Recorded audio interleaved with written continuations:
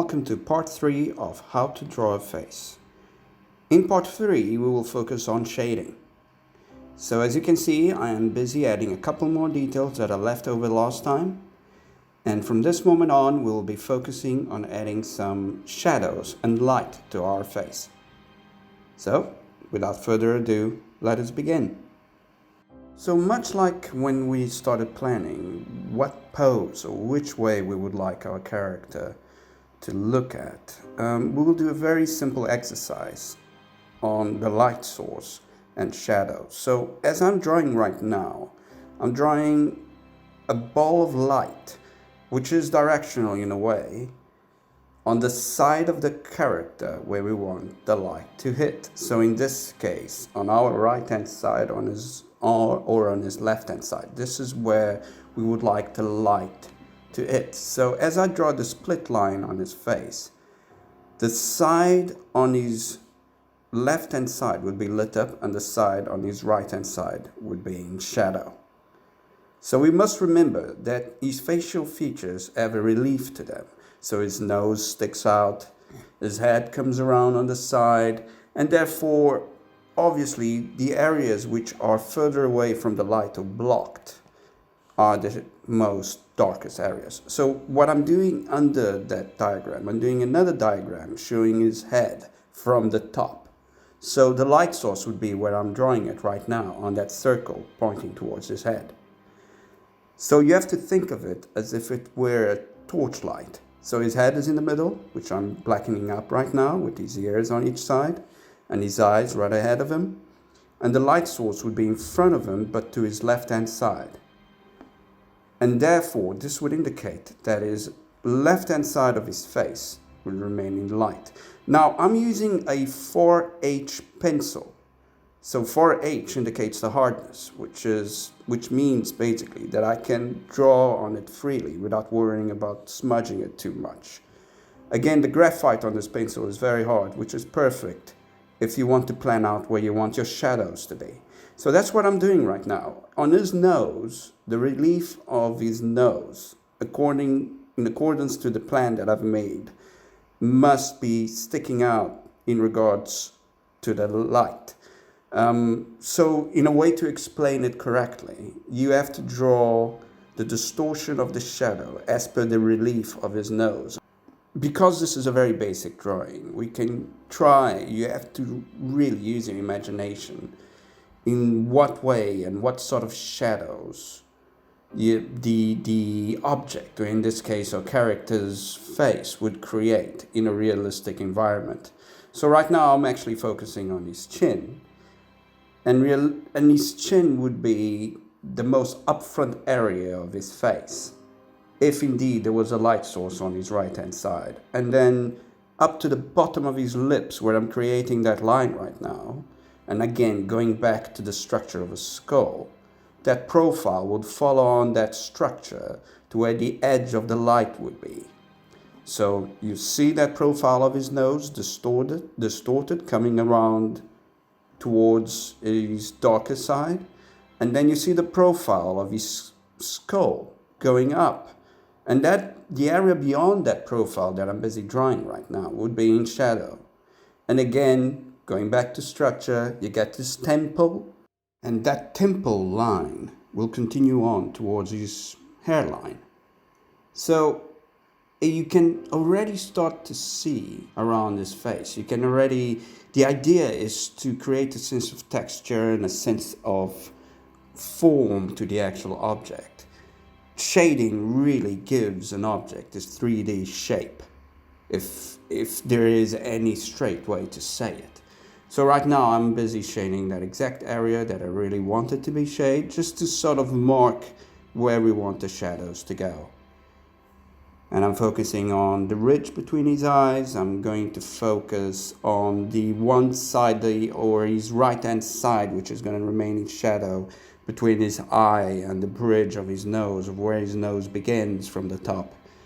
And it's really, really important that you begin to imagine where the shadow would be in normal circumstances. So right now, although it's a 4H pencil, I'm going to keep on shading. And the darker you shade, the more, per se, realistic it becomes. So remember, that's the point where the light source is. And keep referring back to that small little diagram, and we'll be erasing that diagram much later. And now with my mechanical pencil, I'm really starting to shade, but not too hard. I really am aiming to match the same sort of darkness as that separating line that's running up and down his cheek. So very lightly keep on shading with your mechanical pencil or your normal pencil if that's what you've got.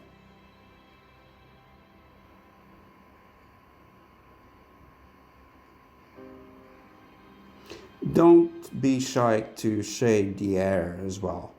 Again, if it's already black, when it remains, or if it's already gray, if it remains in the shadow, it will appear darker still.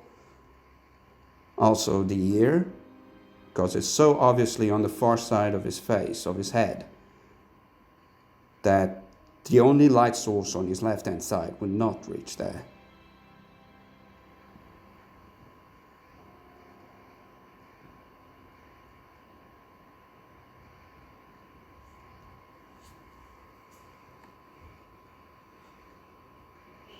Also his hair. So when you get to the little crest made by his hairstyle, one side would be in darkness, the other side would not. But then you can add some darker highlights in the hair itself on the light side, just to sort of bring some sheen to it. So the appearance of sheen on that middle portion. And then you keep going down again, and you can go over where you already went, and you can go even darker until you get to that point where you say, okay, now this is looking really realistic. And as you can see, shadows create shape in drawings, especially when you're working with graphite or even coal.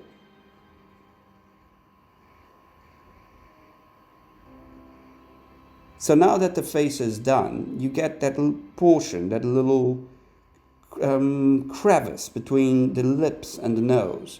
The actual name, there is a name to this area, which really escapes me right now. But you have to think of it as if there's a ridge. So one side is in light, the other side is in darkness. So obviously the side that's closest to the ridge is going to be in darkness, as I'm doing right now. So I'm going to do a very simple diagram to help explain what's going on here. So on the side here, I'm going to draw a mountain. And on the mountain, the sun will be on one side. So it is quite obvious. Just bear with me, I'm just going to quickly sketch it. It is quite obvious that if the sun is on one side of the mountain will be lit, and the other side will be in darkness. So we must think of this space, this cleft space between his nose and his mouth as that.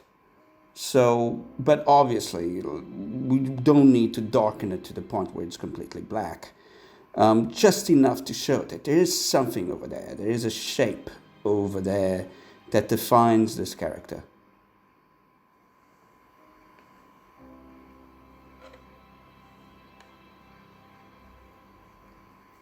The same can be done for the chin. Some men are born with a little chin, like a split of flesh in the middle. You can also do that. And focusing on the neck, again, his right hand side will be in darkness, his left hand side will be in light. Pretty much straightforward when it comes to the neck, but remember there's an Adam's apple right in the middle. And that does create a little bit of a irregular shape, as I'm doing right now.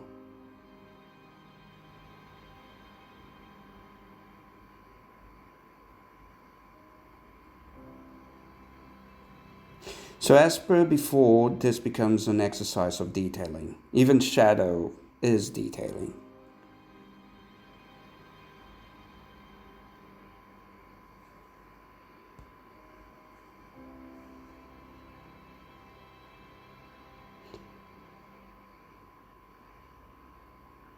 Now on the lighter side of his face, I'm adding a little bit of shadow, but that's only because this is where the, let's say, the wrinkles on his face would come upon, and wrinkles themselves, even on the lighter side, would create some thin shadow along itself or along themselves. And then I use a eraser to sort of bring a bit more light into certain areas of the face where I would want some. So what I will be doing next is scroll through the tracing papers. We'll start from here, the base, the middle point, and the shaded area. This will give you an understanding of the processes it takes to get here. And now what I've done, I removed the bottom two tracing papers. So I've removed the shape tracing papers, and I've removed the detailing part of the tracing paper. And from this moment on, I'm going to erase all those diagrams, which we won't need anymore, and we'll focus on detailing these shadows. So it's up, since you're not using tracing papers, you'll find that these layers are all coming together. So this wouldn't apply to you. But the reason why I've done this small exercise is just to show you how it all really comes together. But in any case, I'm sure that your drawing looks great. So what I've gotten hold of right now is a Fineliner pen, a 0.1 millimeter Fineliner pen. And I'm just going to go over the details again, over the nostrils, over the bite lines, over the hairlines, the ears. And I'm just going to add that tiny little bit of detail that will just make the drawing look a lot better. So the eyebrows, a little bit of detailing around the eyes again.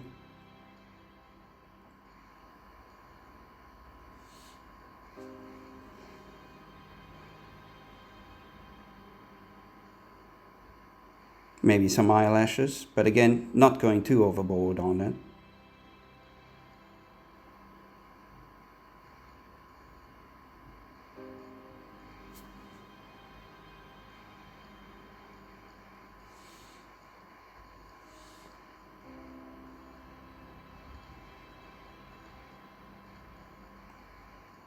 On the lips at the bottom, also the top, some wrinkles on the bite line.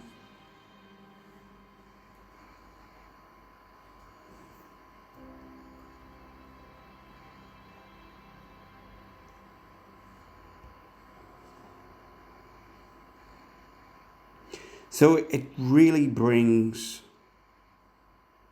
your character to life, really. Now, on the shadow part, you can go a little bit darker when it comes to adding these outlines around the cheek and around the neck. On the lighter side, though, I would suggest that you would go a bit thinner and not all over the place, because then it's going to look a bit jarring. Line weight is very important when it comes to this. So around here, where I'm pointing with my finger, you don't need much detailing. I think as it is, on the lighter side of his face, it looks great. But on the darker side, it would make more sense. Maybe add a couple lines there by his nose and by his ear where I'm going to go.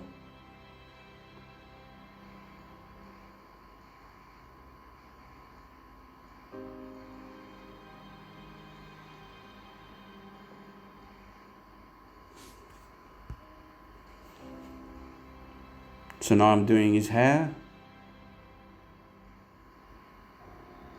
Also on the lighter side.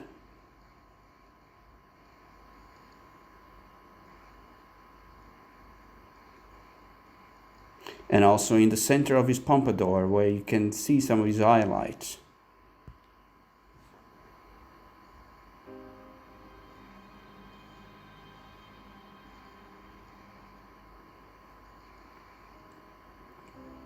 But of course, the darkest lines you got to give go to the darkest side of his face.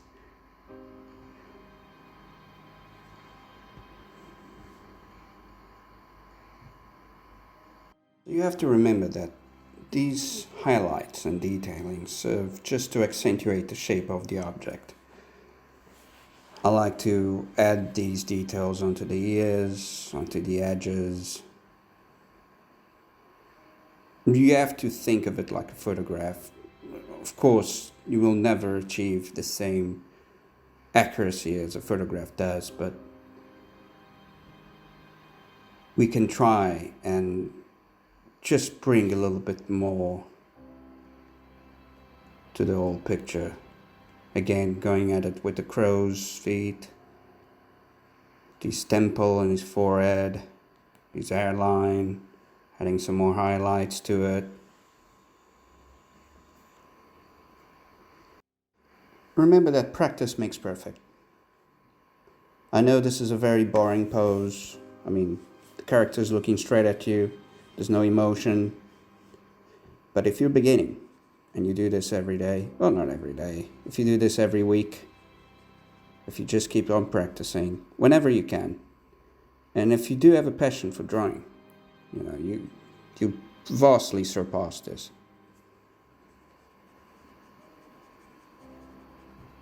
I'm doing my final touches right now, just to the neck.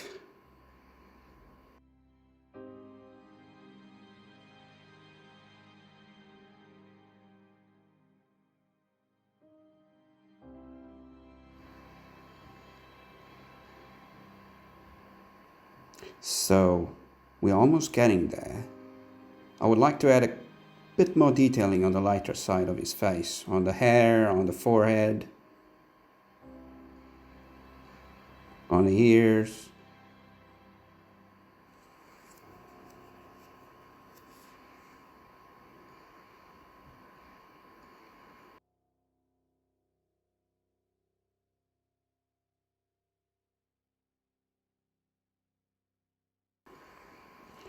And we're almost done, and that's it. Well, thank you for your time. Thank you for watching my videos. I hope you've liked and subscribed. And don't forget to ring the little bell button for any updates. And please feel free to click on any other of my videos. Thank you very much. Bye-bye.